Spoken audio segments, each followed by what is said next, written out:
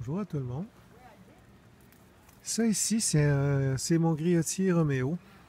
Um, j'ai ensaché ça tout de suite dès que la floraison s'est terminée. Puis après, là, je l'ouvre pour la première fois. Donc, les griottes sont pas tout à fait prêtes. Um, oui, ils sont prêtes, mais ils pourraient être meilleurs. Donc, um, c'est toujours une question de goût puis de patience.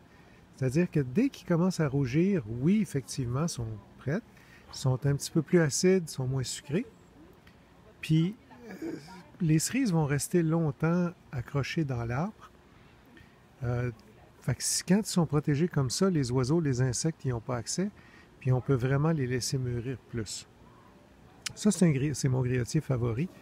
Les griottes vont devenir presque noires. Celle-là est rendue un petit peu...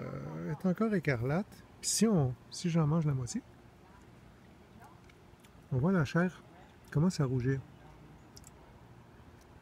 C'est vraiment bon. Donc, c'est une cerise qui est très, très savoureuse. C'est ma favorite. Donc, étant donné que j'ai mis le sac tout de suite après la floraison, je n'ai pas éclairci. Donc, il produit énormément.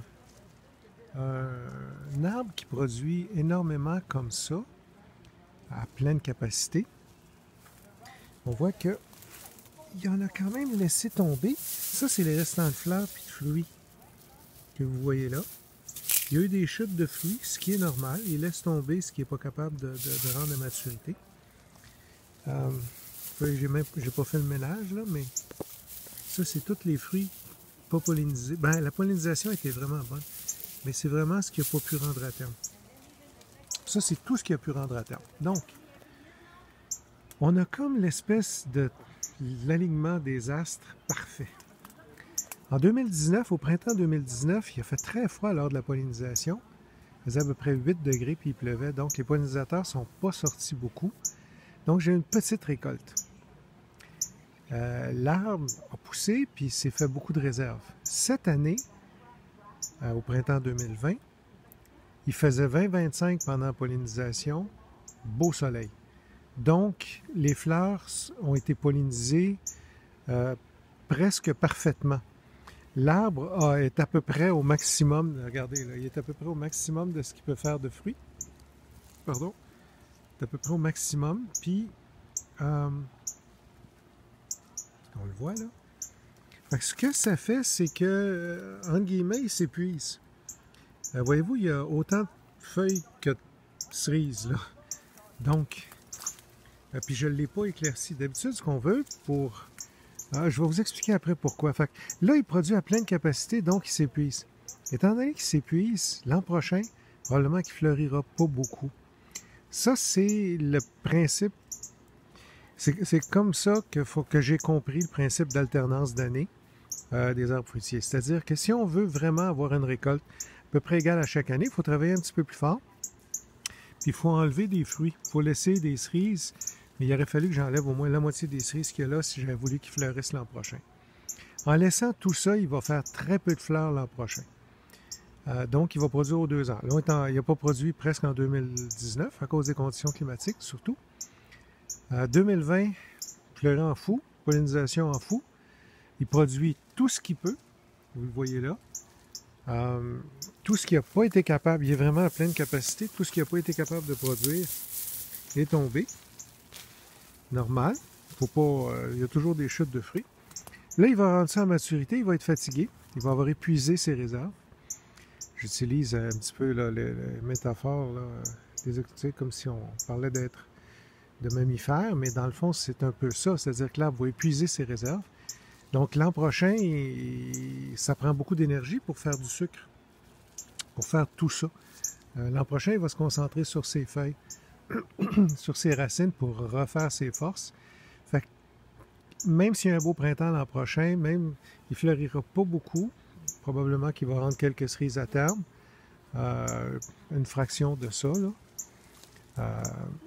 Puis où il va fleurir, c'est où il y a pas, c'est sur les branches où il n'y a pas eu de fruits cette année-là. Ça, on le voit fréquemment. Donc, l'an prochain, pas grand-chose. S'il y a un beau printemps en 2022, il va refaire quelque chose de semblable à ça. Ça, c'est un cerisier qui est très rustique. S'il était dans une zone de rusticité borderline, mettons, là, ici, je suis en zone 6A, mais si j'étais en zone 4 puis que j'ai un arbre zoné 4, ce qui n'est pas le cas pour celui-là, parce que je pense qu'il est zoné 3 ou quelque chose de même.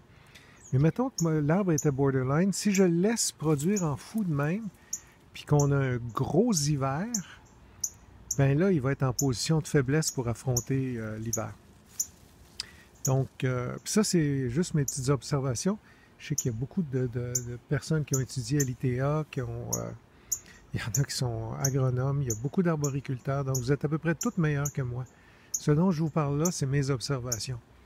Donc, cet arbre-là, présentement, et puis en plus, je l'ai arrosé peut-être 2 fois pour avoir un peu de fruits, là, parce que sinon, déjà, le calibre est faible cette année, là. Donc, ça, c'est un arbre que je laisse quand même, c'est correct. Les zones étroites, je suis en 6A ou quelque chose de même, là. Donc, il ne devrait pas avoir de la misère à passer l'hiver. Je ne penserais pas qu'il meure à cause de ça. Regardez, l'autre sac, c'est encore plein, lui aussi, là. Fait que j'y laisse faire ses fruits, mais étant donné que je n'ai pas travaillé, je ne l'ai pas éclairci, dans le fond, je lui laisse faire une alternance. Donc là, on est en 2020. Prochaine récolte qui va avoir du bon sens, ça va être en 2022, si on a un beau printemps. Si j'avais voulu avoir des fruits à chaque année, il aurait fallu que je travaille plus fort puis que j'éclaircisse les fruits, c'est-à-dire que j'enlève des fruits. Il aurait fallu que j'enlève au moins la moitié de ça, là. Mais comme je ne veux pas travailler puis je suis paresseux, ben, je laisse tout puis je le laisse alterner.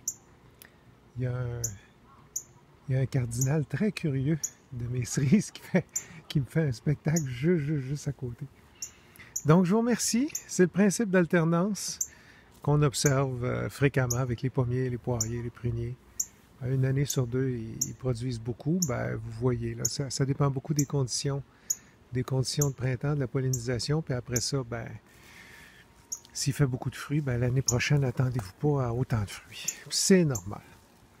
Merci à tous. Bonne fin de journée.